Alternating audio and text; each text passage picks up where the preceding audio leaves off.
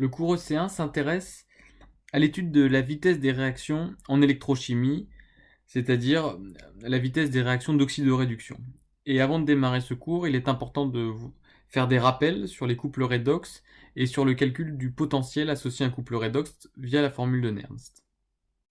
Alors lorsqu'on s'intéresse aux réactions d'oxydoréduction, on s'intéresse à des échanges d'électrons entre différentes espèces. Ça veut dire qu'il va y avoir des espèces capables de gagner des électrons. Alors les espèces capables de gagner des électrons, on les appelle des oxydants. Et il y a des espèces capables de céder des électrons, et ces espèces, on les appelle des réducteurs.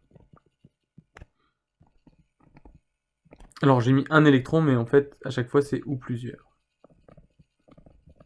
Donc quand vous avez une certaine quantité de réducteurs, eh bien, elle est capable de donner des électrons, une certaine quantité n. Alors ce qui va rester, c'est une espèce associée qui, elle, serait capable de recapter ces électrons, qu'on appelle l'oxydant. Et donc ça, c'est une demi-équation électronique. Et pour chaque couple oxydant-réducteur, donc c'est-à-dire ici ox-red, à chaque couple oxydant-réducteur, on peut associer une demi-équation électronique. En solution, si on veut faire une réaction d'oxydoréduction, il faut deux couples redox. Et un couple va fournir les électrons, et l'autre couple va les absorber, et on va pouvoir écrire les demi-équations électroniques de chaque couple, et en déduire l'équation d'oxydoréduction totale. Alors revenons ici sur un couple, avec la demi-équation électronique ici qu'on vient d'écrire.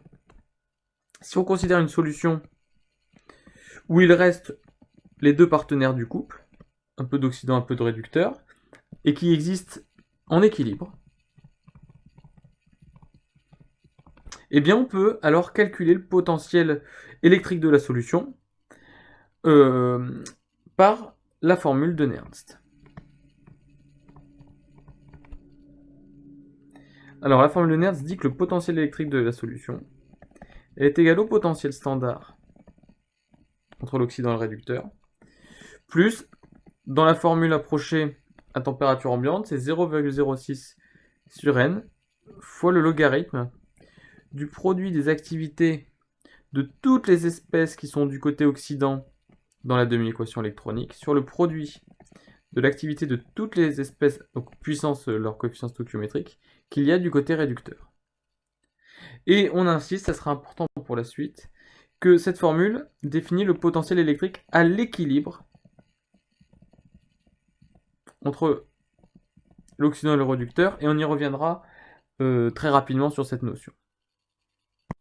Alors, une fois qu'on a rappelé cette formule de Nernst et la demi-équation électronique associée, on peut s'intéresser à l'exercice d'application suivant où on nous demande de calculer des potentiels à l'équilibre de plusieurs électrodes.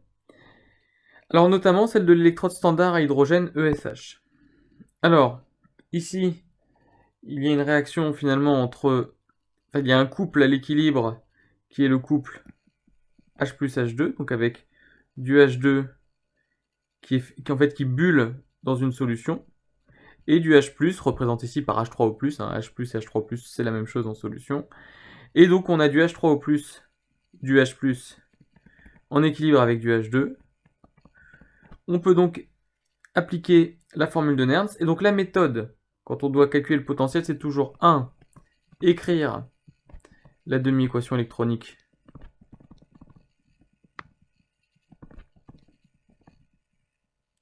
associée au couple, et 2. Appliquer la formule de Nernst. Donc voilà, vous pouvez trouver le potentiel à l'équilibre de cette électrode bien particulière ici qu'on appelle l'électrode standard hydrogène.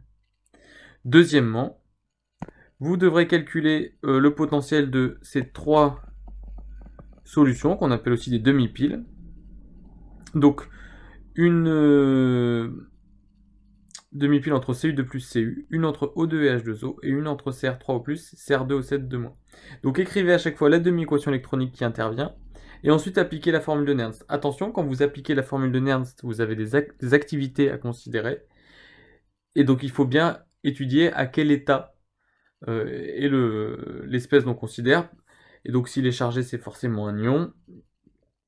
Et donc je vous laisse regarder ça et on corrigera ça en cours la prochaine fois.